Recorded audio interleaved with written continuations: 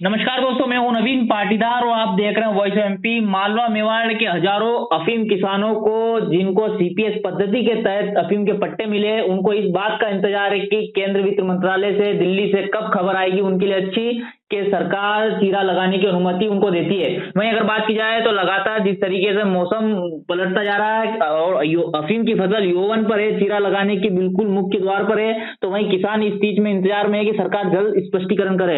वहीं अगर बात की जाए तो जिस तरीके से मंदसौर विधायक हमारे साथ डिबेट में थे, उन्होंने एक बड़ी बात कही थी, उनका बयान सामने आया था, उनके विभाग से जो खबरें मिली, उनके पास विभाग से जो बयान आए हैं, ऐसा लगता है कि सरकार चीरा लगाने और विभाग चीरा लगाने के मूड में नहीं है। तो ऐसे में बात की जाए तो इस वक्त हमारे साथ फोन लाइन पर मौजूद है भारतीय जनता पार्टी के वरिष्ठ नेता और किसान नेता सोहनलाल जी।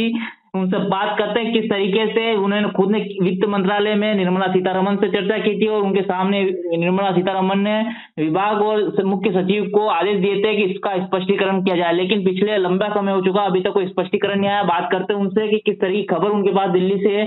क्या सोहनलाल जी, आपका वॉइस एमपी में स्वागत है जी। क्या माना जाए कि सरकार क्या चीरा लगाने की अनुमति देगी या नहीं देगी, क्या मानते हैं आप?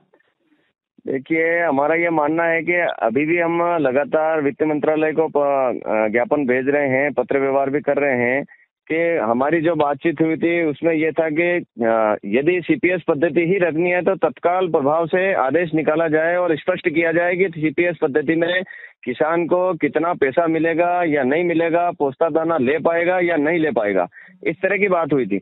और यदि सीपीएस पद्धति से हमने ये दबाव बनाया था कि लुआई चिराई का आदेश ही दिया जाए किसानों के हित में। हमें लगता है कि इतनी देरी होने का कारण भी ये हो सकता है कि लुआई चिराई का आदेश देने का कहीं न कहीं उनकी मानसिकता बनी है। इसलिए हम मंगलवार तक इंतजार करेंगे कि किसानों को लुआई चिराई का आदेश मिल जाए। नहीं मिलता है तो कहीं न कहीं विभाग वित्त मंत्रालय को गुमराह कर रहा है और सीपीएस पद्धति में बहुत बड़ा भ्रष्टाचार आने वाले समय में फैलने की संभावना है, क्योंकि डोडा चूरा को इतनी बड़ी मात्रा में कहाँ रखेंगे, कैसे रखेंगे और पोस्ता किसान निकाल पाएगा, नहीं निकाल पाएगा। और यदि विभाग पोस्ता सहित ले जाता है और फिर पुनः पोस्ता किसान को लौटाता है तो किसके कितनी पैदावार हुई ये आकलन नहीं कर पाएगा विभाग। इसलिए भ्रष्टाचार की बड़ी संभावनाएं होगी, निर्दोष किसान उसमें फंसेंगे। हमारे तो यही दबाव है, वित्त मंत्रालय से भी, वित्त मंत्री जी से भी यही हमने मांग की थी कि हर हाल में लुआई चिराई का आदेश मिले और हमें लगता है कि मंगलवार तक हमें इंतजार करना चाहिए। हो सकता है लुआई चिराई का आदेश आ जाए। यदि नहीं आता है तो भविष्य में जिस प्रकार से भ्रष्टाचार फैलेगा और सरकार बदनाम होगी तो कहीं न कहीं विभाग भारतीय जनता पार्टी को, सरकार को बदनाम करने की साजिश में आने वाले समय में खुलासा होगा। सोहनलाल जी, आप अगर जिस तरह की आप बात करें, विभाग गुमराह कर रहा है, आप भारतीय जनता पार्टी के बड़े नेता हैं, आपकी सरकार दिल्ली में है, तो क्या माना जाए कि सरकार दबाव अगर विभाग के बनाती है तो क्या बड़ी बात नहीं है, चीरा लगाने के लिए अनुमति आराम से मिल सकती है, क्या मानते हैं आप? नहीं, इसमें यह है कि हर बार जिस प्रकार से ब्यूरोक्रेसी वित्त मंत्रालय में मिलती आई है, किसानों का प्रतिनिधि मंडल मुझे लगता है कि पहली बार वित्त मंत्रालय में मिला है।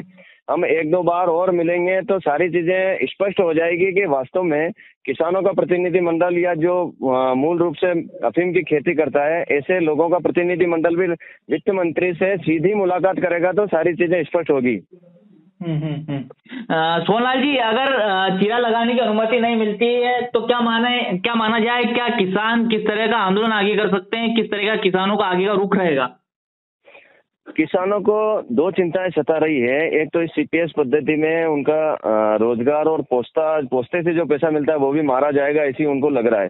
दूसरा, जो किसान लुआई चिराई कर रहे हैं उनको भी लग रहा है कि भविष्य में आने वाले समय में हमारे भी सीपीएस पद्धति लग जाएगी। यदि ये दोनों चीजें होती है तो किसान का बहुत बड़ा नुकसान होगा और उसका कहीं न कहीं खामियाजा हमें भी भुगतना पड़ेगा। इसलिए वित्त मंत्री जी इसमें देरी कर रहे हैं कि लुआई चिराई का आदेश कहीं न कहीं आ जाए तो किसानों का इसमें फायदा हो पाएगा और सरकार को भी ठीक रहेगा। क्या माना जाए सोहनलाल जी, कब तक स्पष्टीकरण हो सकता है वित्त मंत्रालय की तरफ से चीरा लगाने की अनुमति को लेकर? मंगलवार तक का हमें लगता है कि मंगलवार तक स्पष्टीकरण आ जाएगा और यदि नहीं आता है तो दूसरा स्पष्टीकरण भी इसमें अभी तक उन्होंने दिया नहीं है, उसके कारण असमंजस बढ़ा है और किसान कहीं न कहीं नाराज हो रहे हैं। उनको कैसे मनाएंगे ये अभी हमें समझ में नहीं आया है। अगर बात की जाए सोहनलाल जी, क्योंकि फसल पूरी तरह यौवन पे डोला पूरी तरह से पक चुका है और अगर लेट होता है तो किसान को अगर अनुमति मिलती है तो उसके लिए भी घाटा है, किसान को पट्टा कटने का डर रहेगा कि पहले ही मौसम पलट चुका है, ठंड कम है। ऐसे में क्या माना जाए कि सरकार को जल्दी करना चाहिए ताकि किसान जल्दी से चीरा लगा सके? बिल्कुल, इसमें किसानों के फसल पक कर के तैयार है, लुआई चिराई का समय आ भी गया है और कुछ लोगों के देरी भी हो रही है। यदि ये नहीं मिला तो किसान औसत पूरी नहीं दे पाएंगे, सारे किसान नहीं दे पाएंगे, तो उसमें कहीं न कहीं किसानों के पट्टे कटने का फिर डर सताएगा, फिर भ्रष्टाचार फैलने की संभावनाएं बढ़ेगी। तो उससे बचने के लिए तत्काल प्रभाव से लुआई चिराई का आदेश मिलता है तो किसानों के और देश के हित में रहेगा। तो ये थे भारतीय जनता पार्टी के वरिष्ठ नेता और किसान नेता सोनलाल जी, जिनसे हमने बात की, किस तरीके से उन्होंने अपनी बात रखी कि सोमवार तक सरकार केंद्र वित्त मंत्रालय की तरफ से स्पष्टीकरण हो सकता है और साथ ही उनको ये भी लगता है कि जिस तरीके से लगातार लेट लतीफी हो रही है तो चीरा लगाने की अनुमति केंद्र वित्त मंत्रालय से किसानों को मिल सकती है। ये था अब तक का अपडेट। सिर्फ अपडेट के लिए बने रहे हमारे साथ। जय हिंद, जय भारत।